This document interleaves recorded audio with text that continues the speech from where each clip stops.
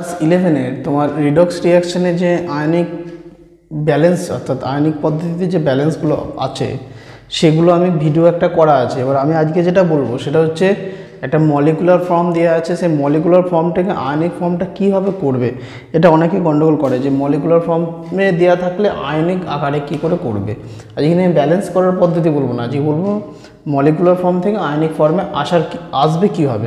ধরো একটা রিঅ্যাকশন বলছি, ধরো KMnO4 plus H2SO4 plus FeSO4, তোমার প্রোডাক্ট তৈরি হচ্ছে K2SO4 plus MnOSO4 plus Fe2SO4 plus water. এই ধরো রিঅ্যাকশানটা মলিকুলার ফর্মে আছে, এটাকে আমি কী করে আয়নিক ফর্মে আনবো।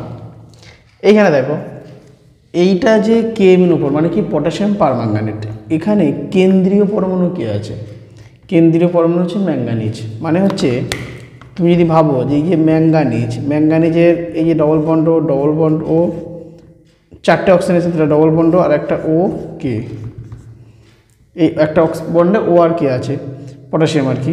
তাহলে ম্যাঙ্গানিজের ভ্যালেন্স ইলেকট্রন কটা থাকে 7টা।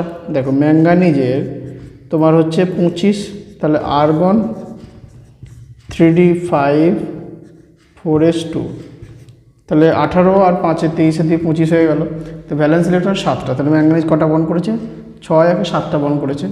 তাহলে ম্যাঙ্গানিজ হচ্ছে কেন্দ্রীয় পরমাণু বা কেন্দ্রীয় মৌল। তাহলে এই যে পটাশিয়ামটা ছেড়ে দিলে কী হবে, পটাশিয়ামটা যদি ছেড়ে দেয় তাহলে কী হবে O-, তাহলে এটা কী হবে MnO4-, এটা একটা আয়নিক, এটা হলো আয়নিক ফর্ম। অ্যাসিড সবসময় লেখা হয় H+ হিসাবে।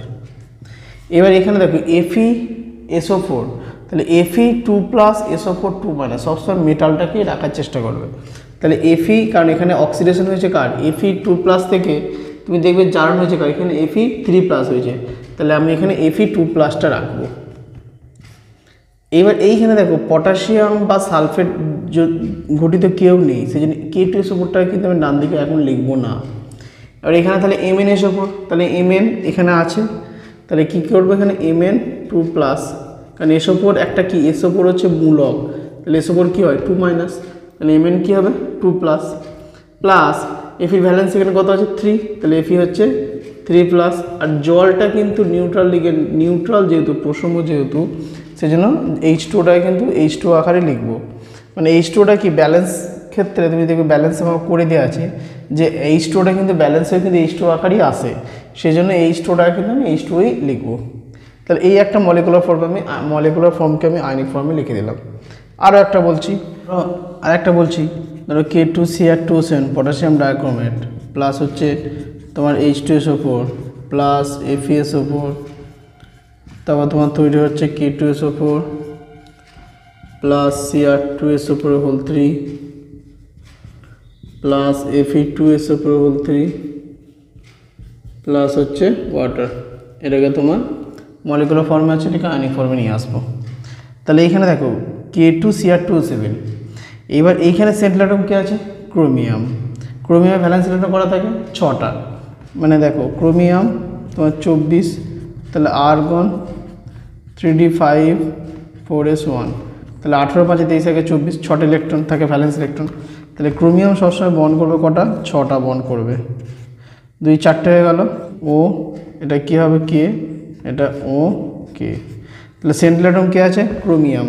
তাহলে এই পটাশিয়াম দুটো যদি ছেড়ে দেয় তাহলে কী হবে O-, দুটো মাইনাস।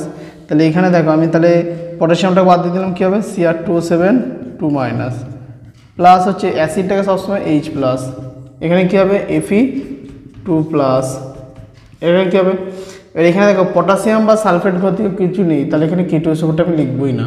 তাহলে এখানে ক্রোমিয়াম ভ্যালেন্সি কত হয়েছে 3, এর ভ্যালেন্সি এর নিচে, এরটা এর নিচে, তাহলে ক্রোমিয়াম ভ্যালেন্সি এখানে 3, তাহলে ক্রোমিয়াম 3+, Fe এখানে দেখো এই নিচে 3 আছে, তাহলে Fe3+, আর জলটা কিন্তু খেয়াল রাখবে, জলটাকে আমি জল হিসেবেই লিখে রাখবো।